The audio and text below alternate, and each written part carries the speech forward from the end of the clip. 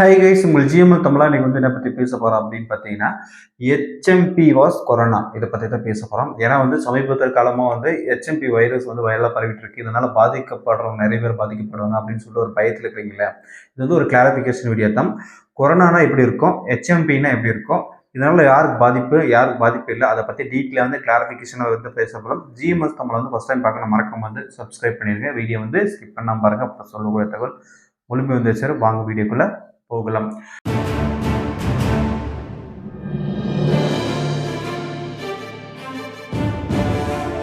இந்த HMP virus வந்து சமீப காலமாக வந்து கிட்டத்தட்ட ஒரு 20 நாளுக்கு மேலே இருக்குன்னு நினைக்கிறேன், பயங்கரமாக பேசப்பட்டு இருக்கு. இந்த வைரஸோட அதிகமாக பெருசா இல்லை இந்த வைரஸ் பெருசா அப்படின்றதெல்லாம் டீட்டெயிலாக வந்து நம்ம சொல்ல நீங்களே வந்து புரிஞ்சுப்பீங்க. அதுக்கப்புறம் நீங்கள் வந்து ஒரு கருத்துக்களை வந்து சொல்லுங்க. அந்த அளவுக்கு வந்து பார்த்தா ஒரு கிளாரிஃபிகேஷனாக இருக்கும். நீங்கள் வந்து பயப்பட வேண்டாம், இந்த வைரஸ் வந்துருச்சு எனக்கு தொற்று வந்துடும் அப்படின்றது ஒரு பயம் வேண்டியதில்லை. என்னன்றது வீடியோ கண்டினியூவாக பார்த்தீங்கன்னா உங்களுக்கு புரியும்னு சொல்லிக்கலாம். அடுத்தது என்னன்னு பார்க்கலாம். இப்போ வந்து இது வந்து கிளாரிஃபிகேஷன் ஒன்று வந்து ரெண்டாக பிரிச்சிருக்கணும். ஒன்று வந்து ஹெச்எம்பி வைரஸ்னு என்ன, கொரோனா என்னன்றது தனியாக பிரித்து ஹெச்எம்பி வந்து என்ன பாதிப்பு வரும், கொரோனா வந்து என்ன பாதிப்பு வரும், அதோட இது கம்மியாக இருக்கா இல்லை இது ஜாஸ்தி இருக்கா அது கம்மியாக இருக்கா அப்படின்றத பற்றி நம்ம பேச போகலாம்.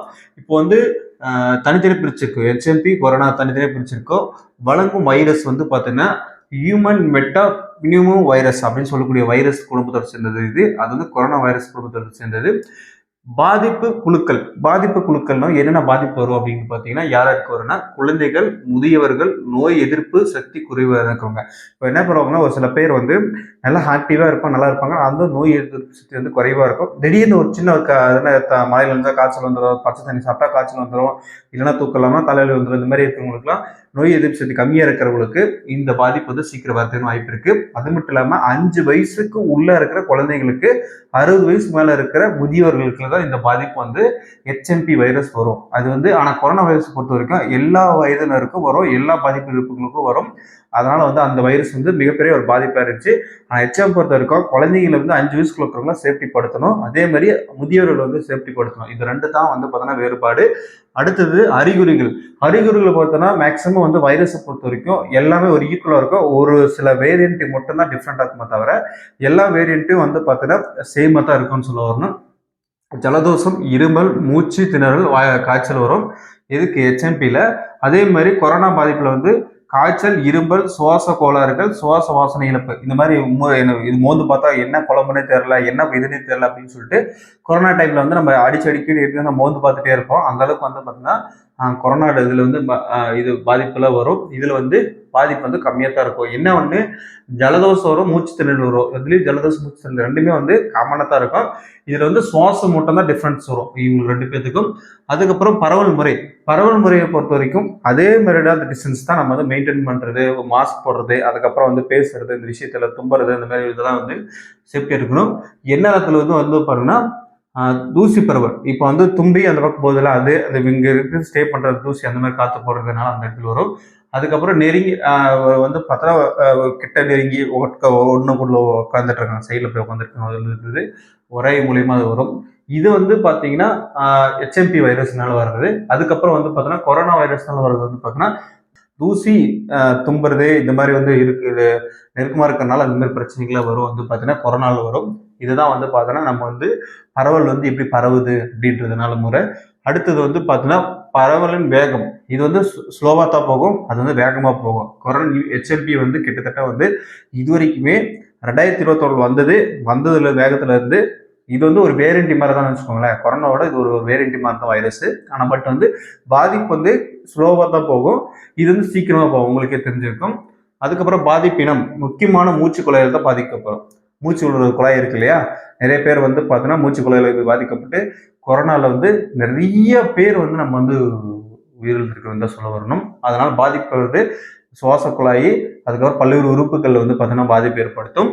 அதுக்கப்புறம் பாதிப்பு தீவிரம் வந்து பொதுவாக மிதமானதும் சில நேரங்களில் தீவிரமாக இருக்கும். இது வந்து எல்லா நேரங்களும் பொதுவாக இருக்கும், ஆனால் ஒரு சில டைமில் வீரியம் கூட மாறலாம் அப்படின்னு சொல்லுது. இது வந்து வீரியம் வந்து அதிகரிச்சுட்டே தான் இருக்கும். இதில் வந்து அதே மாதிரி மருந்து வந்து பார்த்தா தடுப்பூசி வந்து இது வரைக்கும் கண்டுபிடிக்கல. ஹெச்எம்பிவிக்கு வந்து தடுப்பூசி வந்து இது வரைக்கும் கண்டுபிடிக்கல.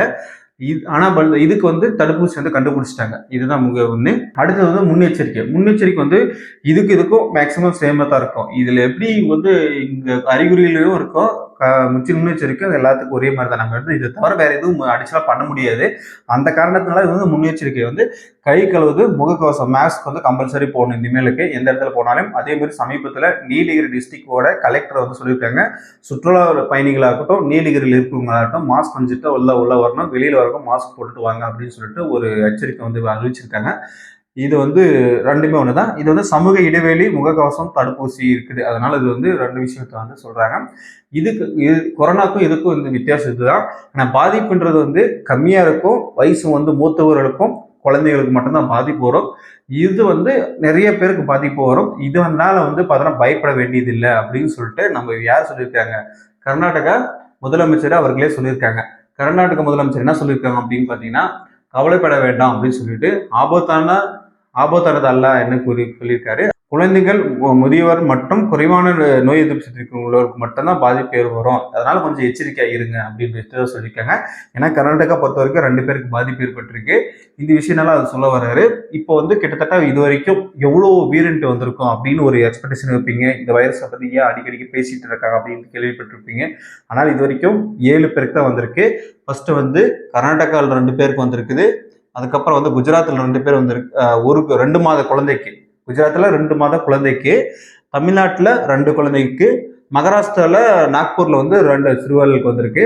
இது வரைக்கும் வந்து பார்த்தீங்கன்னா இந்த வைரஸ் வந்து பார்த்தீங்கன்னா 7 பேருக்கு தான் பாதிக்கப்பட்டிருக்கு இந்தியா லெவலில். ஆனால் பட் வந்து சிம்டம்ஸ் வந்து இருக்கலாம். ஆனால் வந்து பாதிப்புன்னு சொல்றது வந்து 7 பேருக்கு தான் வந்திருக்கு அப்படின்னு சொல்லிட்டோம்.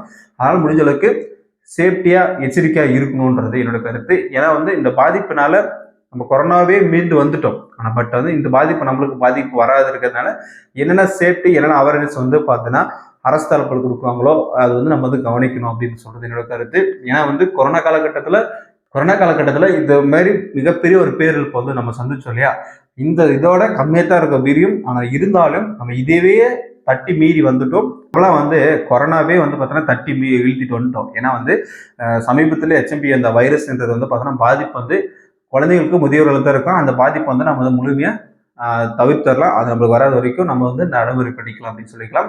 ஏன்னா வந்து கொரோனா காலகட்டத்தில் மிகப்பெரிய பேரிழப்பு, மிகப்பெரிய பாதிப்பு ஏற்பட்டுச்சு. நம்ம உங்களுக்கு எல்லாம் தெரிஞ்சிருக்கும். எத்தனை பேர் வந்து செக்கப், ஒரு டாக்டராக இருந்தாலும் சரி அவருக்கே செக்கப், அவர்களே தனியாக குவாரண்டைன்ல இருந்து இந்த மாதிரி மிகப்பெரிய பிரச்சனை சந்திச்சோம்.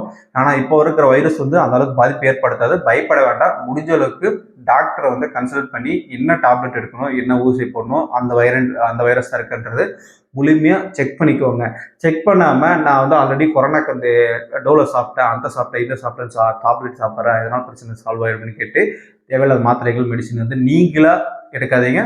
டாக்டர் பரிந்துரைச்சாருன்னா நீங்கள் இது எடுத்துக்கோங்க அப்படின்னு சொல்லிட்டு, இந்த HMP வைரஸை பற்றி நீங்கள் என்ன நினைக்கிறீங்க, இதை பற்றி பயப்பட வேண்டாம் அப்படின்றது என்னோட கருத்து. உங்களோட கருத்துக்கள் என்னன்னு சொல்லுங்கள், கமெண்ட் பாக்ஸில் கமெண்ட் பண்ணுங்கள். இந்த வீடியோ இதோட முடிச்சுக்கலாம். நெக்ஸ்ட் வீடியோவில் வந்து சந்திக்கலாம். பாய்.